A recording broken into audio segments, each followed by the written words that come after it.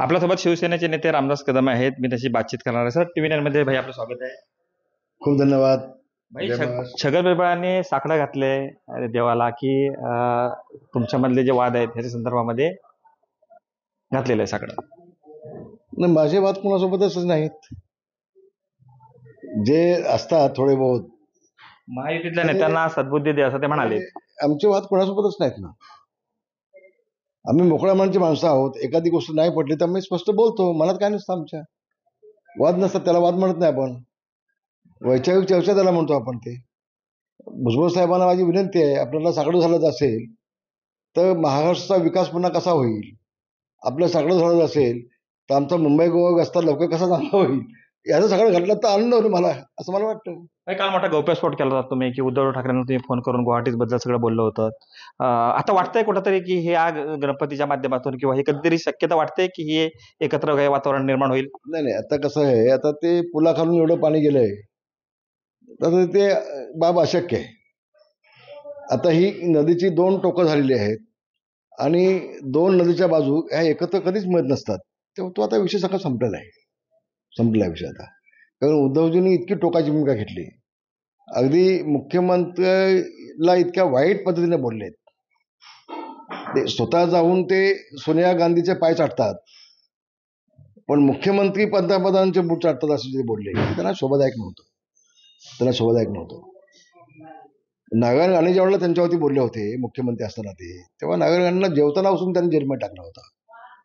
मग एकनाथ शिंदेच्या बुटाबाबत जेव्हा तुम्ही बोलताय पंतप्रधानांच्या, तेव्हा त्यांना भान कुठे होतं? मग त्याचं नाही ना, थोडंसं भान हवं होतं. भाई तिसऱ्या आघाडीची शक्यता वगैरे वर्तवली जाते, काही बाकी तक्रार काय वाटते असं काय? कसं आहे, माझं आडनाव जोशी नसल्यामुळं मी याच्यावरती काय कसं बोलू शकतो. भविष्य सांगणं माझं काम नाही ना. राजकारणामध्ये कधी काही होऊ शकतं. शरद पवार, अजित पवार यात तरी वाटतंय भविष्यामध्ये काही एकत्र येऊ शकतात किंवा काय? ना, माझी जी धारणा आहे ते मला असं वाटतं की जरी राजकारणामधले 2 भाग झाले असले तरी त्यांचं कौटुंबिक नातं तुटू नये. आपण मुलगा एका पक्षात असतो, बाप एका पक्षात असतो, आई एका पक्षात असते, पण त्यांचं कुटुंब फुटता कामा नये. ते एकत्र असलं पाहिजे. एकत्र येऊन देखील आपण प्रत्येकजण वेगवेगळ्या पक्षाचं काम करू शकतो. ही महाराष्ट्राची धारणा आतापर्यंत आपण पाहिलेली आहे, संस्कृती आपण पाहिलेली आहे. पण त्या प्रत्येकानं बोलताना जपून बोललं पाहिजे. वडीलधारी आहेत माणसं, त्यांच्या नेतृत्वाखाली आपण काम केलेलं आहे. बोलताना पण प्रत्येकानं भान ठेवून आपलं वक्तव्य केलं पाहिजे आणि एकमेकाची मनं दुखावणार नाही आहेत, याची दखल प्रत्येकाने घेतली पाहिजे असं मला वाटतं.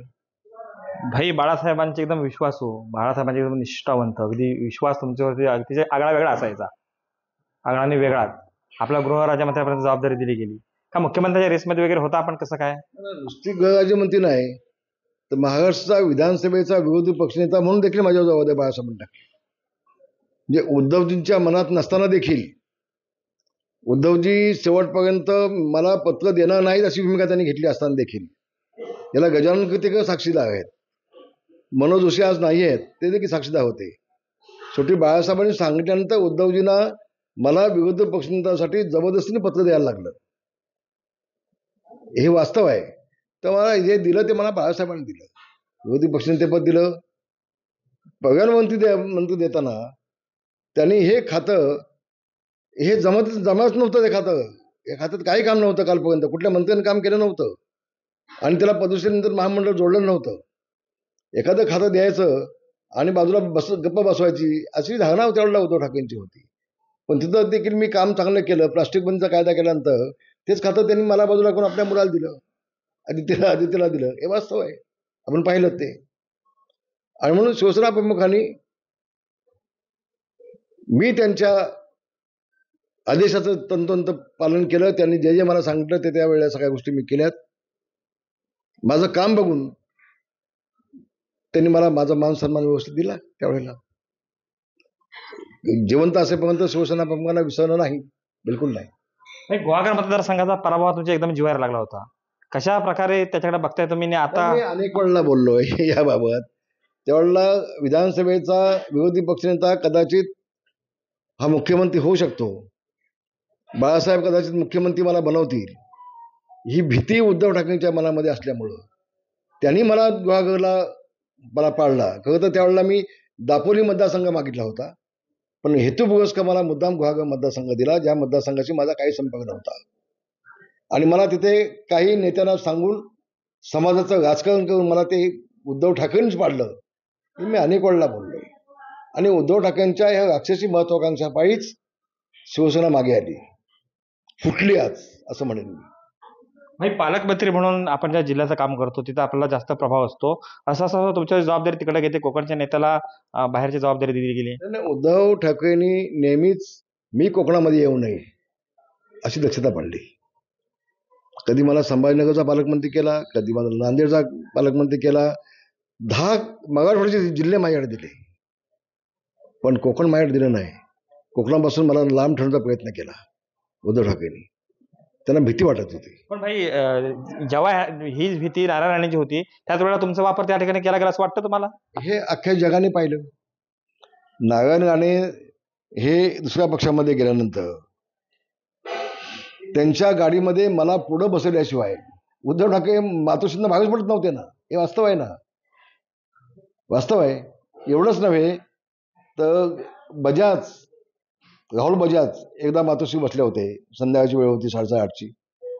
साहेबांनी मला बोललं होतं. मी ज्यावेळेला गेलो होती त्यावेळेला शिवसेना प्रमुखांनी राहुल बजाजला माझी अशी ओळख करून दिली होती. आज गणपती बसले आहेत, गणपती शपथ घेऊन मी सांगतो कि इसको पहचानता है ये कौन है? राज ठाकरे और नारायण राणे जाने के बाद मेरी शिवसेना इसने बचाई, ये रामदास कदम आहे. अशी बाळासाहेबांनी माझी ओळख करून दिली होती. ते बाळासाहेब कुठे आणि हे उद्धव ठाकरे कुठे? हे उद्धव ठाकरे कुठे? जमीन आसमानचा फरक आपण पाहतोय, महाराष्ट्रात पाहतोय. एवढ्या ठिकाणी फिरता, कामं करत असता, शिवसेना 30 म्हणून वाढवते आपण, पण बाळासाहेबांच्या मनातील दुःख, आपले असलेले संवाद, ह्याचं कधीतरी असं आठवणी आल्या की काय वाटतं, दुःख होतं? निश्चितपणे दुःख होतं ना. आज शिवसेना प्रमुखांचा पुत्र म्हणून उद्धवजींना ती गादी आयती मिळाली. केसेस आम्ही घेतल्या, जेल आम्ही भोगले. बाळासाहेबांचा मुलगा फक्त यांना ऐत्याबा नागोबा त्यांना बसायला मिळालं. आणि आज दुःख एवढं होतं की ज्या बाळासाहेबांनी मराठी माणसाच्या न्यायासाठी झगडणारी शिवसेना या घोषवाक्याने शिवसेनेला जन्म दिला, त्या मराठी माणसामध्ये दुही फूट पडण्याचं काम उद्धव ठाकरेंनी केलं. आम्हाला बाजूला व्हायला भाग पाडलं. ज्या शिवसेना प्रमुखांनी आयुष्यभर काँग्रेसची दुश्मनी घेतली, काँग्रेसला संपवण्याचा विडा उचलला. जे शिवसेना प्रमुख कालपर्यंत सांगत होते की ज्या दिवशी मला काँग्रेससोबत जाण्याची वेळ येईल त्या दिवशी मी माझं शिवसेना नावाचं दुकान बंद करून टाकेन, त्या काँग्रेसचे पाय चाटायला हा उद्धव ठाकरे गेला. आज कालच्या लोकसभेमध्ये काँग्रेसला नंबर 1 करण्याचं पाप उद्धव ठाकरेंनी केलं. शिवसेना प्रमुखांच्या आत्म्याला शांती लागणार नाही. शिवसेना प्रमुखांच्या आत्म्याला अतिशय दुःख झालं असेल हे सगळं बघून, की मी काय केलं आणि माझा मुलगा काय करतो माझ्या विरोधामध्ये, आणि त्याचं दुःख आज आम्हाला होतंय. आम्ही शिवसेना प्रमुखांची विचारधारा घेऊन पुढे चाललोय, शिवसेना प्रमुखांचा भगवा झेंडा घेऊन पुढे चाललोय, शिवसेना प्रमुखांचं स्वप्न साकार करण्याची भूमिका घेऊन आम्ही पुढे चाललोय. आणि म्हणून आज उद्धव ठाकरे हे राक्षसी महत्वाकांक्षा घेऊन शिवसेना प्रमुखांच्या विचाराच्या विरोधामध्ये भूमिका घेऊन आज चालले संबंध महाराष्ट्र पाहतोय. त्याचं दुःख आणि त्याच्या वेदना आमच्या मनामध्ये आहेत, होत आहेत. एकीकडं ह्यांची एकी आहे, शरद पवार आहेत सोबत, पण त्यांचा मुख्यमंत्र्यांचा चेहरा अजून काही होत नाही. ते उद्धव ठाकरे पुन्हा बोलले ना काय ते मुख्यमंत्रीचं बोला, कारण उद्धव ठाकरेंना त्याच्यामध्येच इंटरेस्ट आहे मुख्यमंत्र्यामध्ये. नारायण राणे मुख्यमंत्री होईल म्हणून त्याची हकालपट्टी केली, रामदास कदम मुख्यमंत्री होईल म्हणून त्याला पाडलं. काल एकनाथ शिंदे मुख्यमंत्री होईल म्हणून एकनाथ शिंदे वाट लावून टाकली, आणि आता पुन्हा मुख्यमंत्र्याच्या स्वप्नाबाई शरद पवारांचे पाय पकडलेत. पण एक गोष्ट सांगतो तुम्हाला, शरद पवारांना अख्खा महाराष्ट्र ओळखतो. ह्या उद्धव ठाकरेला कुठल्या कोपऱ्यात नेऊन टाकतील याला कळणार पण नाही, याला कळणार पण नाही. हा जो नाचतोय ना आता याला कळणार नाही. ते लावलं पेलवान आहेत शरद पवारची. अनेक पावसाळ्यात त्यांनी राजकारणाचे पाहिलेले आहेत, अनेक खासगडगे त्यांनी पाहिलेले आहेत. आणि म्हणून याचा राजकारणात कधी नामशेष करून टाकतील त्याला कळणार पण नाही उद्धव ठाकरेला. पण तरी पण भाई दावेदार कोण असायला होता? मला कळलं नाही. शेवटी हे म्हणतात चेहरा कोणतरी दाखवायला पाहिजे होता. 3 चेहऱ्यांवरून नाही वाद दावेदार कशाला? जी गोष्ट होणारच नाही तिथं चर्चा करायचा प्रश्न कुठे येतो? मी दावाने सांगेन, पुन्हा महाराष्ट्रामध्ये एकनाथजी शिंदे, देवेंद्र फडणवीस, अजितदादा हे पुन्हा शासन आणतील, पुन्हा सरकार आणतील. जे लोकाभिमुख निर्णय त्यांनी घेतले, विकासाचे जे निर्णय घेतले, महिला माय भगिनींच्या बाबतीत जे निर्णय घेतले, त्या बाबतीमध्ये महाराष्ट्र पुन्हा कौल देईल आणि महाराष्ट्रावरती छत्रपती शिवाजी महाराजांचा भगवा झेंडा पुन्हा फडकेल. तर या बाकीच्यांनी उगाचच राक्षसी स्वप्न बघू नये असा माझा त्यांचा प्रेमाचा सल्ला असेल. धन्यवाद. भाई पंतप्रधानांनी देखील दिलगिरी व्यक्त केली होती, तरी देखील हा मुद्दा उचलून धरला गेला. ह्याचा राजकारणावर काय परिणाम होईल कसं बघताय? नाही, एका गोष्टीचं अतिशय वाईट वाटतंय. छत्रपती शिवाजी महाराज तर आमचं दैवतच आहेत, उभ्या हिंदुस्थानचे दैवत आहेत. एक गोष्ट मला सांगायला हवी, कवी भूषण ज्या वेळेला दिल्लीच्या बादशाच्या नोकरीला लाद घालून महाराष्ट्रामध्ये किल्ले रायगड येथे छत्रपती शिवाजी महाराजांचा राज्याभिषेक करायला होते, त्यावेळेला कवी भूषण यांनी असं म्हटलं होतं, काशी की कला जाती मथुरा में मस्जिद बसती, काशी की कला जाती मथुरा में मस्जिद बसती, अगर शिवाजी न होते तो सुनीती सबकी होती, सुनीती सबकी होती. बांधवांनो, त्या महाराजांचे, त्या महापुरुषांचे आमच्यावरती उपकार आहेत, आमचं दैवत आहे ते. पण त्यांचा पुतळा पडणं ही दुर्दैवी घटना आहे. ज्याला त्याला जे जबाबदार असतील त्याला शासन झालंच पाहिजे, त्याला मिळून फाशी झाली पाहिजे, त्याबद्दल कुणाचंही दुमत नाही. पण छत्रपती शिवाजी महाराजांचा पुतळा पडल्याचं जे राजकारण करतायत, बेगडी, ढोंगी, नाटकी, ते अतिशय दुर्दैवी आहे. म्हणजे आपली राजकीय पोळी भाजून घेण्यासाठी छत्रपती शिवाजी महाराजांचा पुतळ्याचा उपयोग करून घेत आहेत, मोर्चे काढतायत. त्याचं अतिशय दुःख होतंय, वेदना होत आहेत. याची नोंद महाराष्ट्र मतदार निश्चितपणे घेतील असा विश्वास माझ्या मनामध्ये आहे. लाडकी बहीण योजना चांगली चालायला लागलेली आहे. विरोधक वेगवेगळ्या पद्धतीने बोलतात, मुद्दा कायम आहे, पण ही योजना पुढे चालू राहील का? सरकार 100% चालू होईल, 110% चालू होईल. केंद्र सरकार आमच्यासोबत आहेत, आदरणीय देशाचे पंतप्रधान मोदी साहेब आमच्यासोबत आहेत. आम्हाला निधीची कुठंच कमतरता ते पडून देणार नाहीत, हा आत्मविश्वास आमच्यामध्ये आहे. आणि म्हणून ही योजना, मुख्यमंत्री लाडकी बहीण योजना, ही कदापि बंद पडणार नाही, हा पूर्ण ठाम विश्वास माझ्या मनामध्ये आहे. धन्यवाद. जय हिंद, जय महाराष्ट्र. कृष्णकांत साळगावकर, TVN मराठी, खेड, रत्नागिरी.